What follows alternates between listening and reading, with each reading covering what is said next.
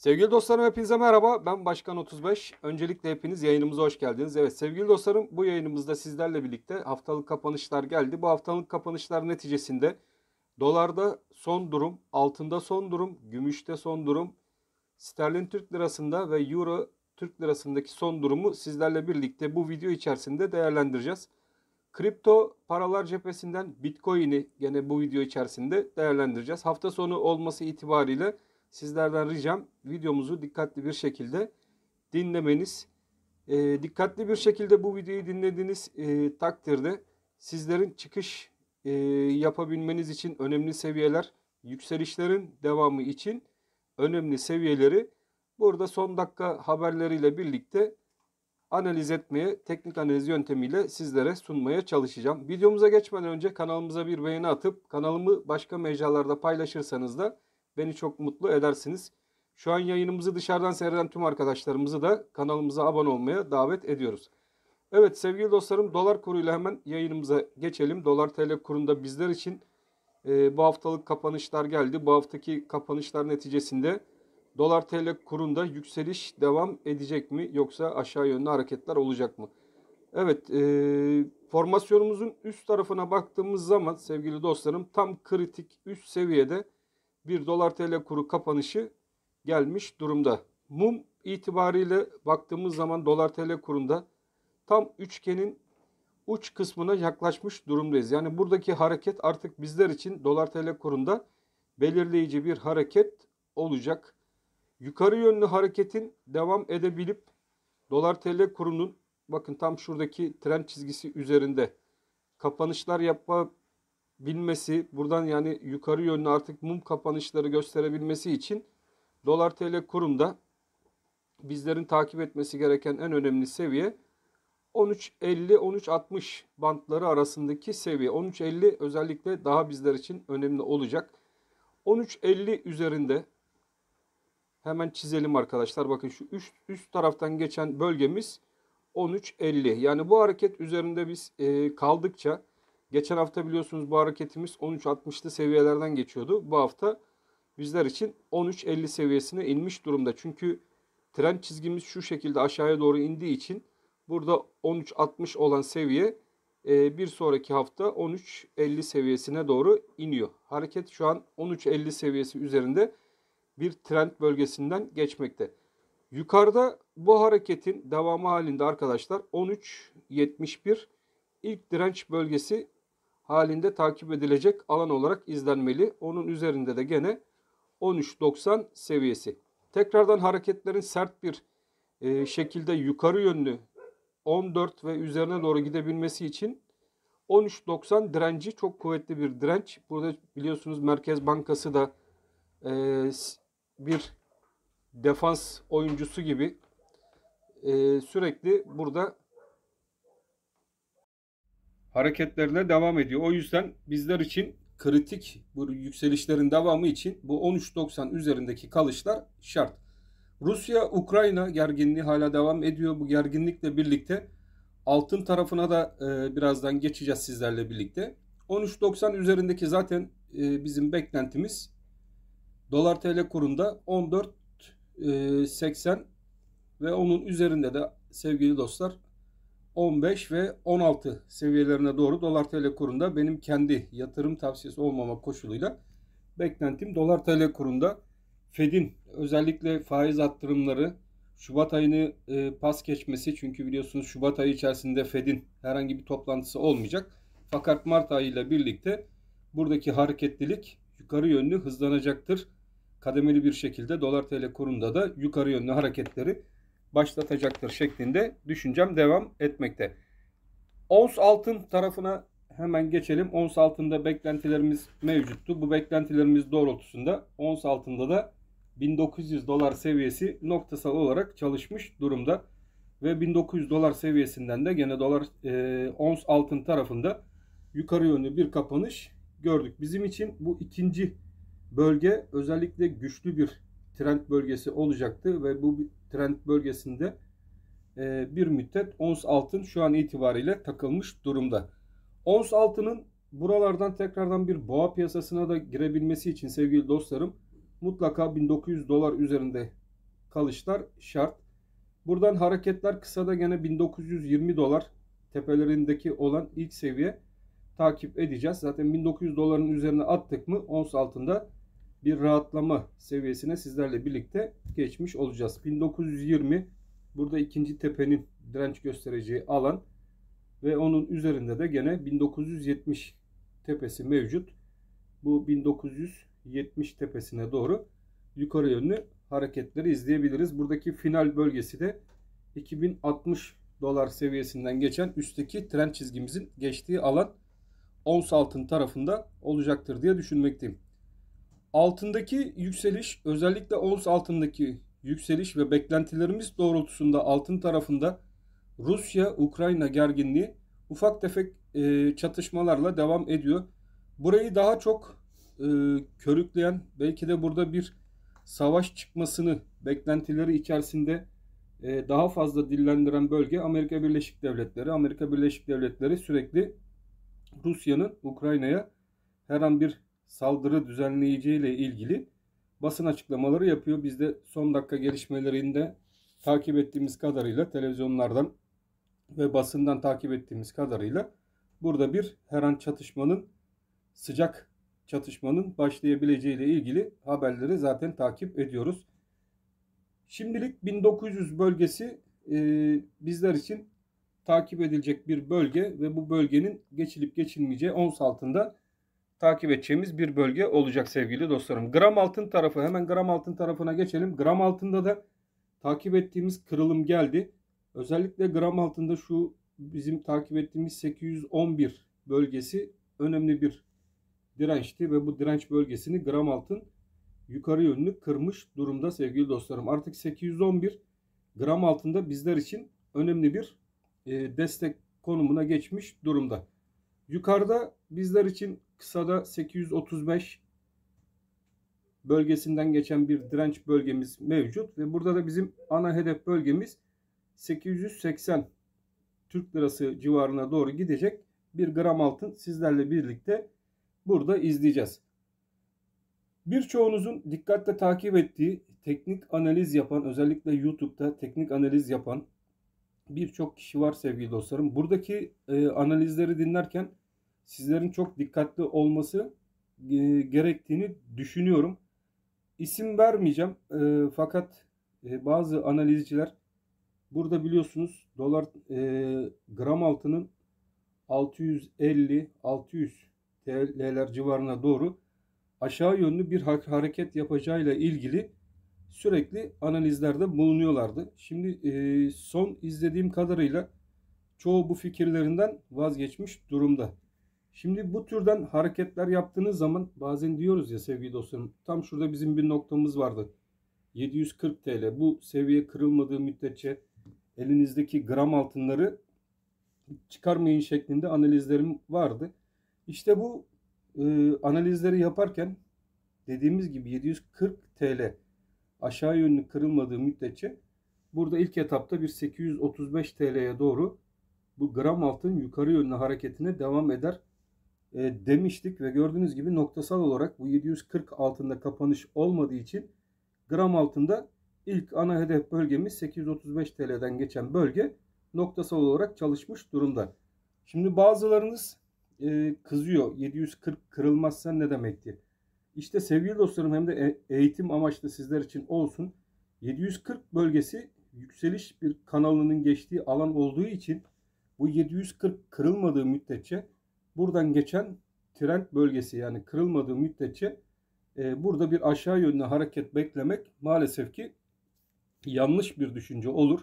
Eğer ki bu 740 seviyesi aşağı yönlü kırılsaydı o zaman altında tekrar bizler gram altında sizlerle birlikte 650 ve 600 civarlarını düşünebilirdik. O yüzden teknik analizcileri dinlerken sizlerin de çok dikkatli olması gereken önemli seviyeler ve noktalar, özellikle rakamlar var.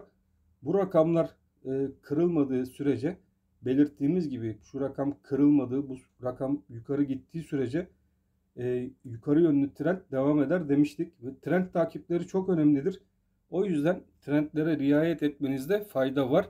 Yoksa burada 750 civarlarında, 760 civarlarında çok ürününü kaybeden veya alım fırsatını kaçıran birçok da dostumuz, arkadaşımız oldu. Üzülerekten söylüyorum. Sonra geri yazmak istediğinizde bizim gibi yorumlarını açık tutan analizcileri karşınızda bulamayabilirsiniz. O yüzden çok dikkatli olun ve hiçbir zaman şunu unutmayın. Burada verdiğimiz, yaptığımız analizler de hiçbir zaman bir yatırım tavsiyesi değildir.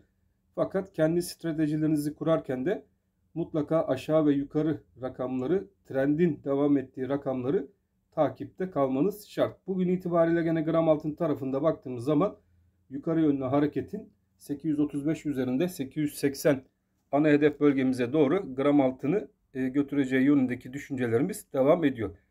Evet, gümüş tarafına hemen geçelim. Gümüşte, ons bazlı gümüşte özellikle sizler için 24 doları bekleyin ve 21 dolarlar civarında elinizdeki gümüşlere sahip olun şeklinde, biliyorsunuz bir önceki videolarımızın çoğunda bunu devamlı sizlere söyledik. Ve dediğimiz gibi 21 dolar altında gümüşün onsunda bir kapanış olmadı ve buradan bir trend çizerek 24 dolar seviyesinde beklediğimiz güçlü trend çizgisinin üzerinde de bir kapanışımız gümüşün ons tarafında geldi. Evet, şimdi bu hafta itibariyle gümüşün ons tarafında 24 dolar önemli bir direnç olacak. Gümüşü takip eden arkadaşlarımız özellikle 24 doları takipte kalacaklar sevgili dostlarım. Çünkü 24 dolar üzerine atıp buralarda da bir kalıcılık ons tarafında sağlanması durumunda bizim bir sonraki hedef noktamız gümüşün ons tarafında 26 dolar seviyesine doğru giden gümüşün onsunu sizlerle birlikte takip edeceğiz. Burada gene aşağıdan geçen trend çizgimiz gümüşün ons tarafında 23.03 desteğinde bulunmakta. 23.03 desteği de şuradaki trendten hemen belirteyim. Bizler için 21 dolardaki seviyemizi 23 dolar seviyesine artık çekmiş durumdayız. Burası artık aşağı yönlü kırılmadığı sürece bizler hala yukarı yönlü 26 dolar seviyesine doğru giden gümüşün onsunu sizlerle birlikte takipte kalacağız. Gümüş gram, hemen onu da gümüş ons grafiği üzerinde anlatalım. Gümüşün onsu da yukarı yönlü trendini kırmış durumda. Yani daha yukarı yönlü hareketlerini başlatabilir. Gümüşün ilk bizler için kuvvetli olacağı demiştik desteğimiz 9.97 bölgesinden geçen alan ve yukarıda da 10 bölgesi, yani 10 lira 10 kuruş bölgesini vermiştik. Ve bu 10 lira 10 kuruş bölgesi üzerinde kapanışlar gelmesiyle birlikte 10 lira 50 kuruş seviyesine doğru gümüşün gramında da yukarı yönlü ataklar izledik. Gümüşün gramında şimdi bir sonraki ana hedef bölgesi olarak 11 TL kısada. Evet, şuradaki 11 TL ve onun üzerinde 11.80 civarındaki fiyat aralığı gümüşün gram tarafında da takip edilecek önemli bir aralık olarak dikkat çekmekte sevgili dostlarım. Rusya, Ukrayna, buradan gelecek haberler altın ve gümüş tarafında etkili olduğu için sizlerin de buradaki haberlere önemli bir şekilde riayet etmeniz, gram tarafında olan arkadaşların da ons bazlı olarak dolardaki yatay seyrin kırılımı eğer gerçekleşirse verdiğim gram bazlı altında ve gram bazlı gümüşte yukarı yönlü hareketleri daha sert bir şekilde yaşayabiliriz. Fakat oradaki yataylık devam ettiği sürece gram altın ve gram gümüş tarafında da gene yatay seyir izlenmeli diye düşünmekteyim. Evet, sterlin Türk lirasına baktığımız zaman sterlin Türk lirasında yukarıda 18.80, aşağıda ise 17.80. Evet, 18.80 ve 17.80.